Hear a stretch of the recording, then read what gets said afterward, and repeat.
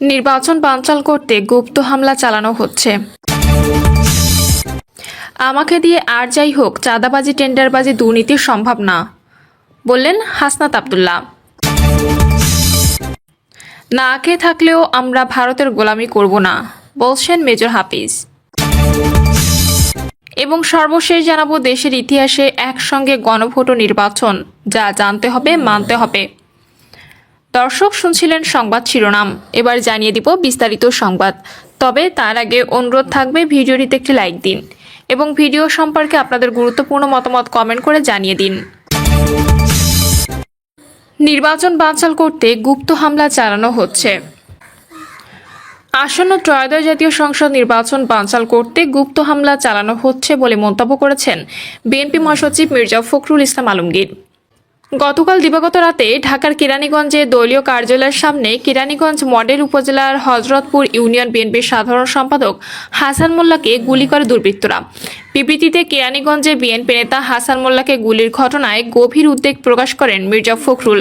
এ ঘটনায় তীব্র নিন্দা ও প্রতিবাদ জানিয়ে বিএনপির মহাসচিব বলেন, ছাত্র জনতার আন্দোলনে আওয়ামী স্বৈরাচারী শাসক গোষ্ঠীর পতনের পর ঘাপটি মেরে থাকা দুষ্কৃতকারীরা আবারও দেশে অস্থিতিশীল পরিস্থিতির সৃষ্টি সহ নানা ধরনের অরাজকতা সংগঠিত করছে।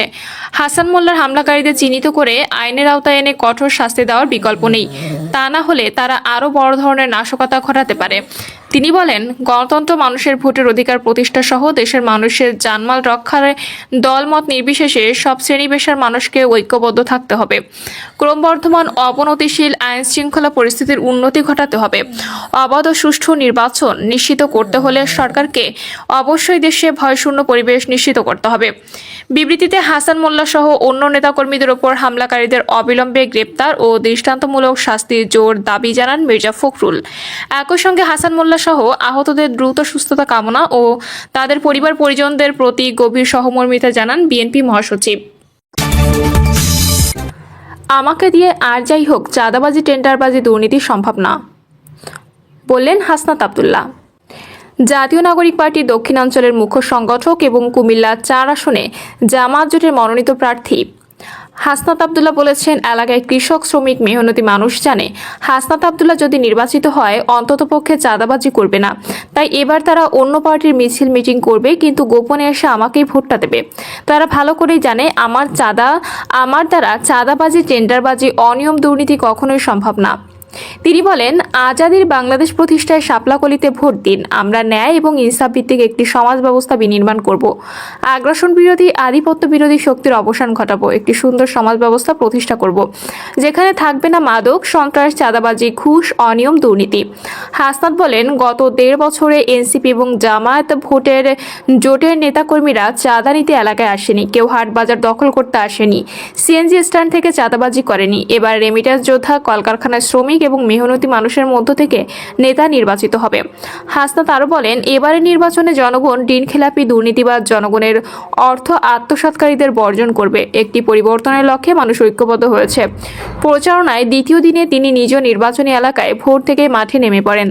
দেবিদ্বার উপজেলার সদরের নিউ মার্কেট এলাকায় তিনি শাপলাকলির পক্ষে স্লোগান দিয়ে প্রচারণা শুরু করেন। এ সময় কুমিল্লা উত্তর জেলা জামায়াতের সেক্রেটারি সাইফুল ইসলাম শহীদ সহ জামায়াত, শিবির ও এনসিপি নেতাকর্মীদের সাথে সঙ্গে ছিলেন। না খেয়ে থাকলেও আমরা ভারতের গোলামি করব না, বলছেন মেজর হাফিজ। ত্রয়োদশ জাতীয় সংসদ নির্বাচনে ভোলা 3 আসনে বিএনপির স্থায়ী কমিটির সদস্য ও ধানের শীষের প্রার্থী মেজর হাফিজউদ্দিন আহমেদ বলেছেন, ভারত আমাদের গোলাম হিসেবে রাখতে চায়, তবে খেয়ে দেখি, আর না খেয়ে থাকি আমরা ভারতের গোলামি করব না। তিনি বলেন, ভারত শেখ হাসিনাকে 16 বছর ক্ষমতায় রেখেছে। পতনের পর আবার উনি সেই মাসির দেশে আশ্রয় নিয়েছেন। অন্যায় ও অবৈধভাবে শেখ হাসিনা 15 বছরও দেশকে শাসন করেছেন। শেখ হাসিনার এসব অন্যায়ের বিরুদ্ধে যারা প্রতিবাদ করত তাদের আয়নাঘরে বন্দী করা হতো, সেখানে চলত অমানবিক নির্যাতন। হাফিজ বলেন, হ্যাঁ না ভোটের কোনো আইনি ভিত্তি নেই। বিএনপি এতে আপত্তি ছিল, তবে নির্বাচনে ঠিকমতো না হওয়ায় শঙ্কায় বিএনপি অনিচ্ছা সত্ত্বেও রাজি হয়েছে। নির্বাচনের পর এটি আমার বিশ্লেষণ করে দেখবে বিএনপি। তিনি আরও বলেন, একটি দল নারীদের দিয়ে মানুষের বাড়ি বাড়ি পাঠিয়ে বলছে দাঁড়িপাল্লা, ফুলকপিতে ভোট ভোট দিলে বেহেশত পাওয়া যাবে, অথচ সে দলটি সংসদ নির্বাচনে 300 আসনের মধ্যে একজন নারী প্রার্থী দেয়নি। তারা সবসময় নারীদের আসবাবপত্রের মতো ব্যবহার করছে। বদরপুর বিএনপি সভাপতি মোহাম্মদ মারুফের সভাপতিত্বে এ সময় উপস্থিত ছিলেন উপজেলা বিএনপির সভাপতি মোহাম্মদ জাফর ইকবাল সহ আরও অনেকে। দেশের ইতিহাসে একসঙ্গে গণভোট ও নির্বাচন, যা জানতে হবে, মানতে হবে। স্বাধীনতার পর থেকে দেশে এ পর্যন্ত মোট 3 বার গণভোট অনুষ্ঠিত হয়েছে। রাষ্ট্রপতি শাসন কার্যের উপর জনগণের আস্থা ও রাষ্ট্রপতির শাসন থেকে প্রধানমন্ত্রী শাসিত সংসদীয় পদ্ধতি প্রতিষ্ঠার জন্য গণভোটগুলোর আয়োজন করা হয়। স্বাধীনতার 55 বছর পর দেশে আবারও গণভোট অনুষ্ঠিত হতে যাচ্ছে। তবে এবারের গণভোটটি অন্যগুলো থেকে আলাদা, কেননা ত্রয়োদশ জাতীয় সংসদ নির্বাচনের একই দিন অর্থাৎ 12 ফেব্রুয়ারি গণভোট অনুষ্ঠিত হবে। জুলাই গণঅভ্যুত্থানের পরবর্তী সময়ে দেশের সকল ক্ষেত্রে সংস্কার ও জুলাই সনদ বাস্তবায়নের আকাঙ্ক্ষাকে সামনে রেখে অন্তর্বর্তী সরকার দেশের সকল স্তরে গণভোটেই হ্যাঁ এর ব্যাপারে প্রচার চালাচ্ছে। তবে একই দিনে 2 ব্যালট পেপারে ভোটদানের বিষয়ে ভোটারের মাঝে নানা প্রশ্ন তৈরি হয়েছে। ব্যালটের দুটিতেই ভোট দেওয়ার বাধ্যবাধকতা আছে কিনা, কিংবা দুটির মধ্যে একটি ব্যালটে ভোট দিলে সেটি গ্রহণযোগ্য হবে কিনা, গণভোটের বিষয়গুলো কি কি ইত্যাদির ব্যাপার তুলে ধরা হলো। কোনো ভোটার 2টি ব্যালটের মধ্যে একটিতে ভোট দিতে চান, তাহলে সেই সুযোগ আছে কিনা সেই প্রশ্নে নির্বাচন কমিশনের সিনিয়র সহকারী সচিব মতিউর রহমান গণমাধ্যমকে বলেন, একটি ব্যালট দেওয়ার কোনো সুযোগ এবার থাকছে না। তিনি বলেন, একই সঙ্গে একজন ভোটারকে 2টি ব্যালটই সরবরাহ করা হবে। যদি কোনো ভোটার একটি ব্যালট নিতে চান, তাহলে তাকে শুধু সংসদ নির্বাচন বা গণভোটের একটি ব্যালট দেওয়া হবে না। নির্বাচন কমিশনের সূত্র অনুযায়ী যদি কোনো ভোটার গণভোটে ভোট না দিতে চান, তাহলেও তাকে ব্যালট নিতে হবে। তিনি ভোট দেন আর না দেন, তার 2টি ব্যালটই ভাঁজ করে বাক্সে ফেলতে হবে।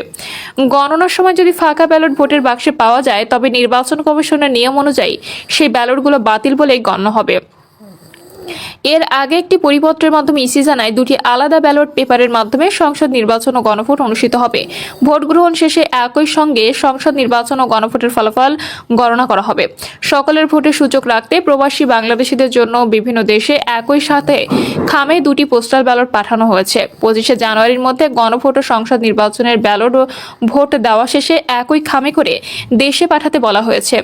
একই দিনে 2টি ভোট অনুষ্ঠিত হওয়ায় ভোটের সময়সীমা বাড়িয়ে সকাল 7টা থেকে বিকাল 4:30 পর্যন্ত বিরতিহীনভাবে ভোট নেওয়া হবে বলে জানিয়েছে নির্বাচন কমিশন। এবারে নির্বাচনে যেসব নির্বাচন কর্মকর্তারা দায়িত্ব পালন করবেন, তাদের জন্য এই গণভোট নতুন অভিজ্ঞতা হওয়ায় থেকে সারা দেশে প্রিজাইডিং কর্মকর্তাদের প্রশিক্ষণ দেবে নির্বাচন কমিশন। সারা দেশে এবার 42,000-এর বেশি ভোট কেন্দ্রে চলবে ভোট গ্রহণ। সংসদ নির্বাচন ও গণভোট একই সঙ্গে অনুষ্ঠিত হওয়ায় 2টি ব্যালটেই একই সঙ্গে ভোট দিতে হবে। সংসদ নির্বাচনের জন্য ব্যালট হবে সাদা কালো, আর গণভোটের ব্যালট পেপার হবে গোলাপি রঙের। কমিশন কর্তৃক অনুমোদিত, নির্ধারিত এবং সরবরাহকৃত স্বচ্ছ ব্যালট বাক্সে ভোটারগণ ভোট প্রদান শেষে ব্যালট, জাতীয় সংসদের ব্যালট ও গণভোটের ব্যালট একই বাক্সে ফেলবেন। গণভোট গণনা শেষে প্রতিটি কেন্দ্রে একটি আলাদা ফর্মে আলাদা আলাদা ঘরে হ্যাঁ ভোট ও না ভোট গণনা করে সেটি কেন্দ্রে টানিয়ে দিবেন স্ব কেন্দ্রের প্রিজাইডিং কর্মকর্তা। একইভাবে সংসদ নির্বাচনের ভোটের পরিমাণও আলাদা ফর্মে যোগ করতে হবে।